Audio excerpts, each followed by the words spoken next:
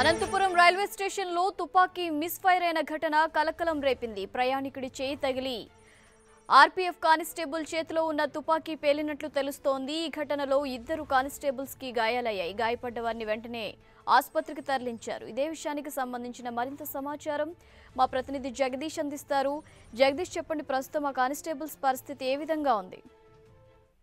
Anantapuram railway station లో ఈ 5:30 సమయంలో హంపి ఎక్స్ప్రెస్ దిగి విధుల నిమిత్తం అనంతపురంకు వస్తున్న ఇద్దరు కానిస్టేబుల్ ఆర్పీఎఫ్ కానిస్టేబుల్ వస్తుండగా ఎదురుగా వస్తున్న ప్రయాణికుడు వేరే ట్రైన్ ఎక్కడానికి పరిగెత్తు వస్తుండగా చేయి తగలడంలో గన్ను కానిస్టేబుల్ చేతిలోని గన్ను మిస్ఫైర్ కింద పడడంతో ఫైర్ అయింది. సిఆర్పీఎఫ్ హెడ్ కానిస్టేబుల్ కాల్లోకి బుల్లెట్లు తీసుకెళ్లడంతో తీవ్ర అయ్యి వీరిని అనంతపురం ప్రభుత్వ ఆసుపత్రికి తరలించి చికిత్స అందిస్తున్నారు. అలాగే ఈ విషయం తెలుసుకున్న గుంటూరు సిఆర్పీఎఫ్ కమాండర్ ఎలీషా ఘటనా స్థలానికి చేరుకుని బాధితులను పరామర్శించి చికిత్స కోసం కర్నూలు ప్రభుత్వ ఆసుపత్రి కానిస్టేబుల్ ను తరలించారు.